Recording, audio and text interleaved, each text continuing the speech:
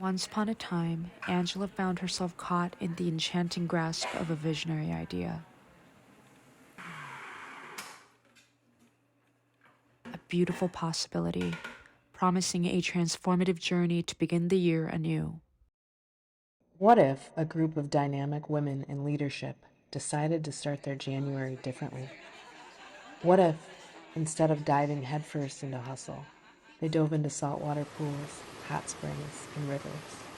What if they came together in community in the Costa Rican rainforest with an entirely different goal: to drop deep into self, to experience authenticity, joy, deep rest, and connection to purpose and self?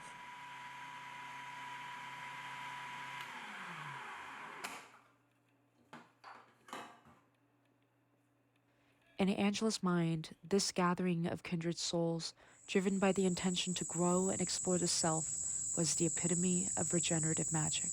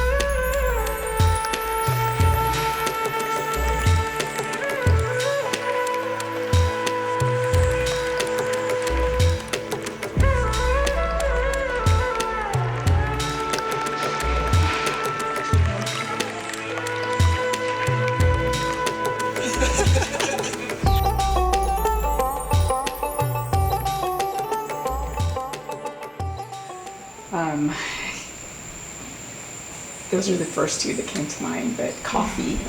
Coffee. Yeah. Like, I have so much gratitude for coffee. I just read an article on the type supplements for The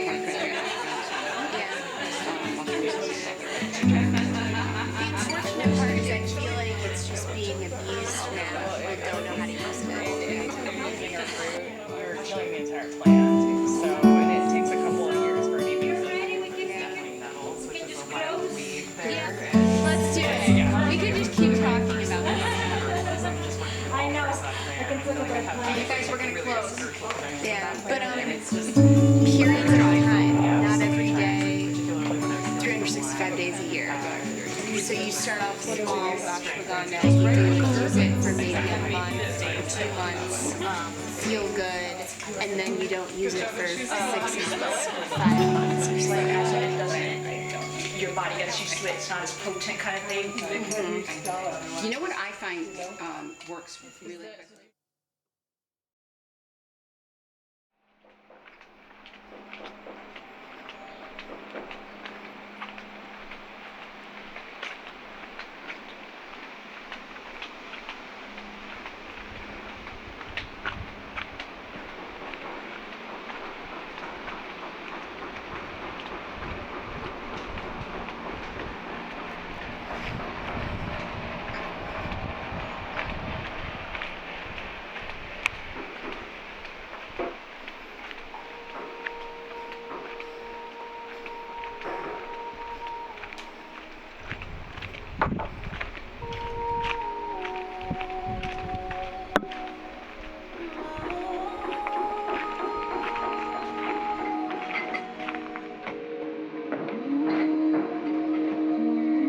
For me, I like to arrive really early just to be with the space prior to everyone arriving and just sort of open up those lines of communication, if you will.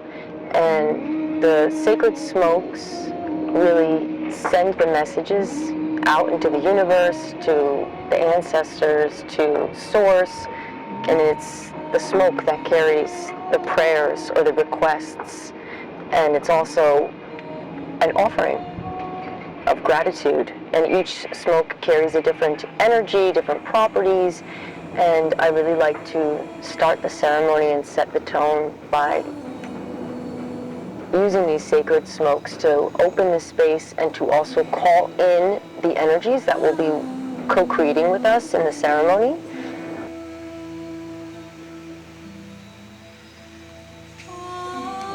Call in the directions as well, the energies associated with the directions and all of the, unseen world that's going to be showing up and supporting us. And I feel like that's largely a part of what make these ceremonies so powerful. Your ancestors, your spirit guides, your higher self, and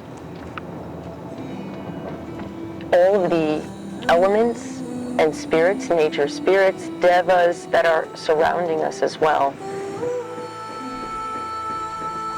So it's really interesting to see what kind of animals or what kind of plants, fungi in our case, insects, that all come in throughout the ceremony because they definitely are all symbolic of the energy that we're co-creating and working with.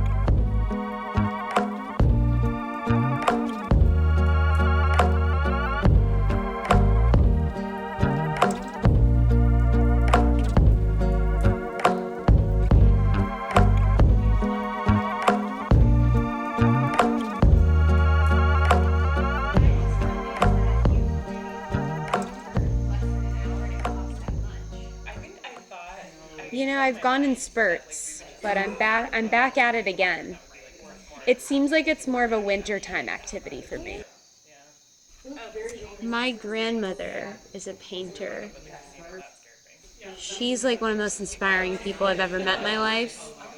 And so painting makes me feel connected to her in a sense. That's so interesting. Yeah. Were you thinking about her just then? I was. She actually used to paint on wood. She had a store called Jan's Woodcroft, and she actually taught people how to paint on wood. Yeah, I know. True story. So yeah, I feel super connected with her. She's awesome, and she's still painting. She's 84, and she still gets after it. They're so sad. You know what's so interesting about you telling me this is that my grandmother is also a painter, and she's currently going through a cancer treatment, like right now. Wow. And you just reminded me of her. And I remember thinking to myself, while I'm in Costa Rica, I'm gonna pray for her every day. Like, think about her, send her energy, you know. That's kind of a Think feeling. about her more often. But she's such a resilient woman, and she paints on canvas Oh, watercolor. that's Gorgeous badass. flowers, a lot of That's flowers, badass. a lot of landscape of Korea. We would have really ruined it, wouldn't we?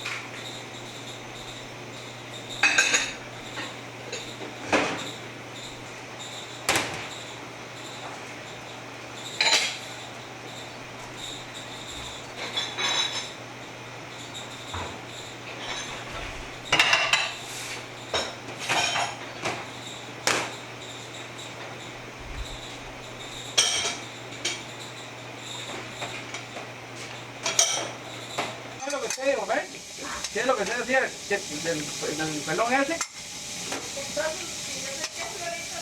Sí, pero ¿por qué la agarra conmigo? Si este es el que estaba...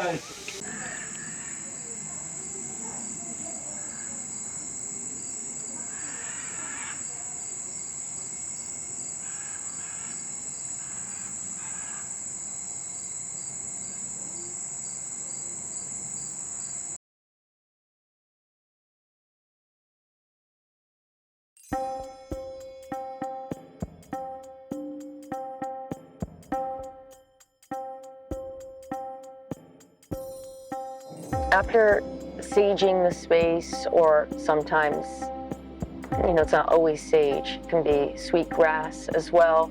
But after opening the space with sacred smokes, I like to begin setting up the altar. Each piece and crystal is hand selected intuitively, and also incorporate the energies of the days around the ceremony as well as the day of the ceremony. And for me, that's really, again, those are the supports that make the ceremony itself so powerful, are the energies of those beings that are coming in through the altar space, which essentially is a portal, right, of transformation. And the objects that I include have either been gifted to me or found along my journey in very special moments that I've had, either connecting with the medicine or just with nature in general. And I love to have what I perceive to be these power objects, because it's also incorporating the medicine that they represent in through the ceremony.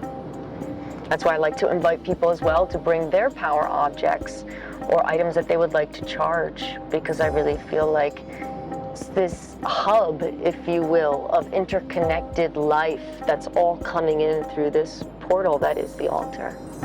So it's really interesting to see how cohesive not only the astrological energies but also with the Mayan energies that we were working with. And I mean, it just became evident to me that it was divine alignment, because it was so very supportive for what we were, let's say, aiming to achieve without even consciously constructing that, and just by showing up. First of all, we're in Mercury retrograde, and it's in, I believe, in Capricorn. That's already going to set the tone, and it was really interesting because it in no way really affected any of our travel or communication whatsoever, but it was definitely an underlying tone throughout our journeys. The day of the ceremony, we had the full moon in Cancer, and there was then other alignments that occurred throughout the day that really coincided very well with the timing of our ceremony. And so it was something like we began the journey at 7:30, let's say, and then at like 7:54, we had a conjunction with the North Node. So it's like aligning with your highest truth. So now we have the full moon in Cancer, square with the wounded healer, so it's bringing up that which needs to be examined from within. And I spoke a bit about how I felt that this was, because Cancer represents the primordial water. And we spoke a bit about how emotion really is just the memory of the water in your body that's moving through us. And so this was very much tied in with releasing ancestral and karmic emotions that were specifically blocking us from aligning with our highest truth and stepping into our empowerment. Expanding our consciousness, things that were holding us back in a space of fear where there was also expansion to be had. No, we all planted seeds this weekend. And that's why it was also beautiful that it was the start of the year, because these were the seeds that we planted. And now we need only tend to them and watch how they grow and flourish.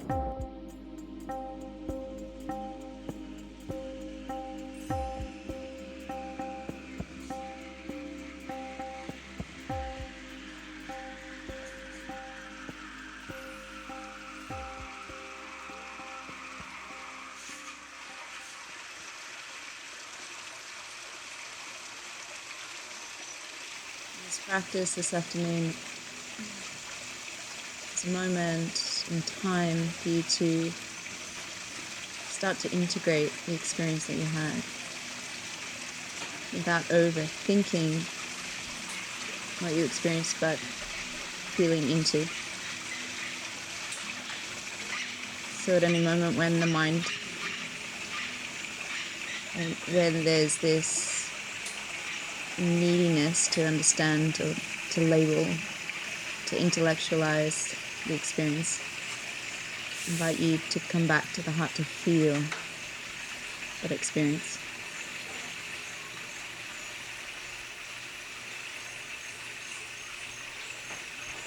Even just to return to embody those emotions, those tears, the joy, feeling of love or gratitude, peace.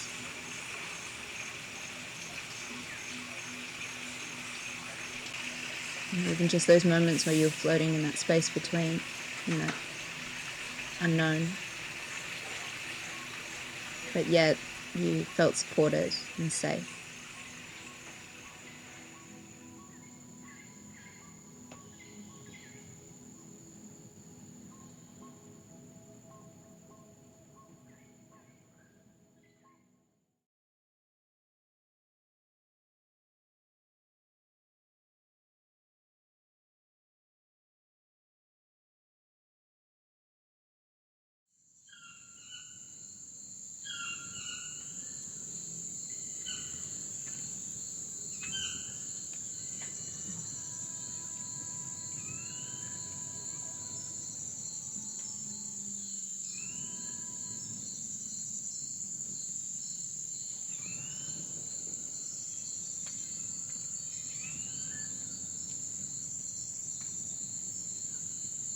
A moment for gratitude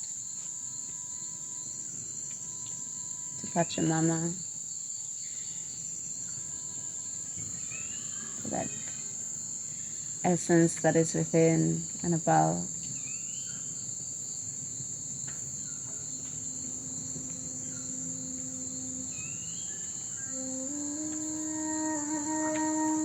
That support beneath us and that unlimited potential above us.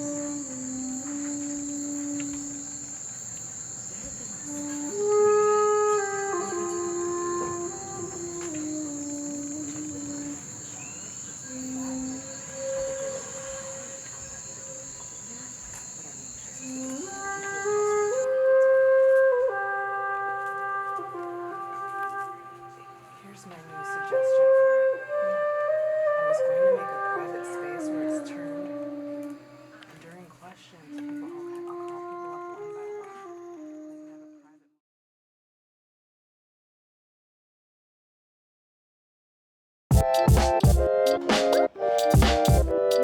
I know, baby, I'll grow like a flower, yeah, yeah, oh, yeah, yeah, yeah, baby,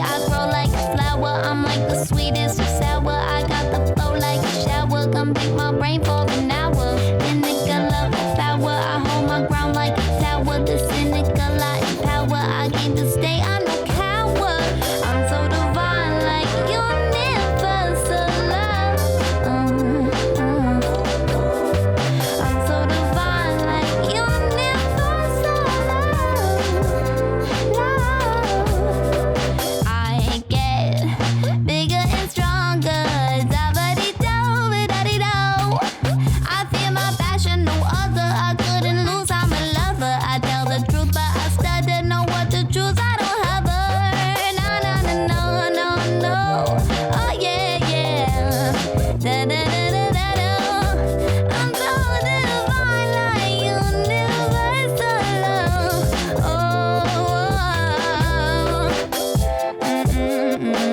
da da da da da da da da. My oh my use high, I rise above the sky, transcend with life.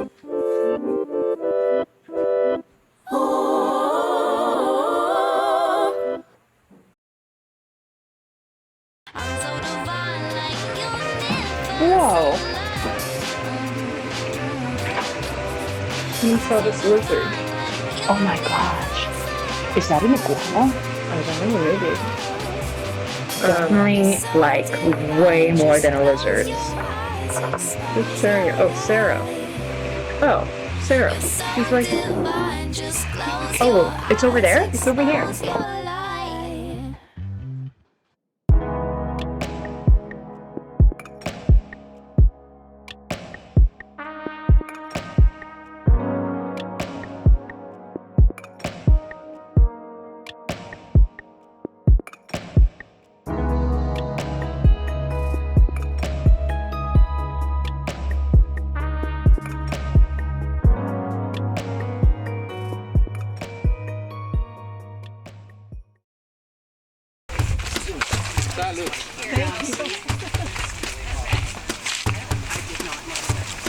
I walked around the farm before and I didn't find any more ripe than this one.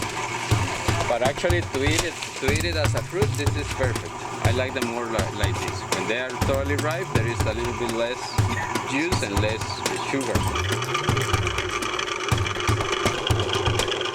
First of all, in their mythology, they believe that people were made of cacao. So it's a part of what, they feel like when the gods came, they selected certain things, and that's what humans were created out of. But if you think about it, energetically speaking, the cacao is the fuel for the heart. So it could very much just be like also that metaphor that that's what's part of what gives us life is the heart, which comes from the cacao. And so I was telling him what I read, and some of the stories are different. Just that Cacao was the goddess of cacao, and it was the gift that she gave to the people. The liquid being for us and the foam for our spirit. So that's the idea of making this. Si puedo compartir también lo que yo he escuchado. What I've heard is that they combine all the elements, and this is the air. So you dry it, fire. That's also what I think is so special about the cacao. It really does have all those energetic imagine that what's going into that energetically as you're grinding it. Especially when it's a whole group doing it, you're all contributing. Right. You know? On an ancient stone. From the earth by God, right?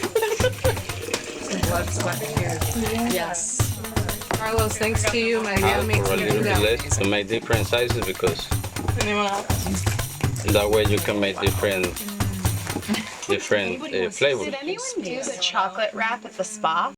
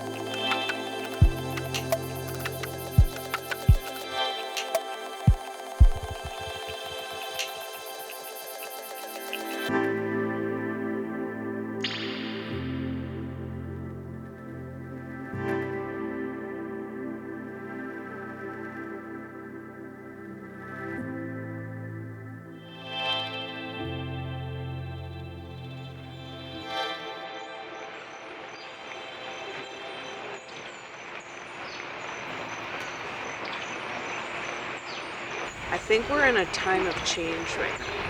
I think the polarity is such that women are finding and regaining our power and our clarity again. We all do so much in our work journeys and in our day-to-day lives. And unless we intentionally pause and give ourselves the ability to rest, we're gonna just become drained. What does that look like? It looks like holding space, to find joy, to make art, to create, to meditate, to maybe even go on a spiritual healing journey, to sweat, to play, to love, and to be vulnerable with each other, because I think that community is paramount to our collective success as women.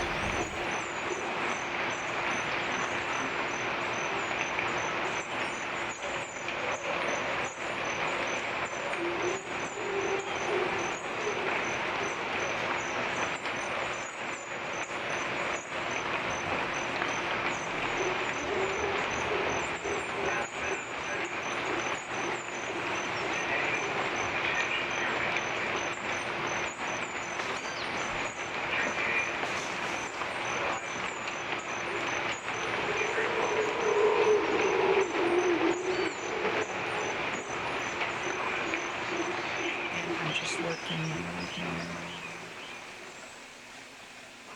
Oh, so pretty. So pretty. So that was a video, just FYI. Would you like a photo?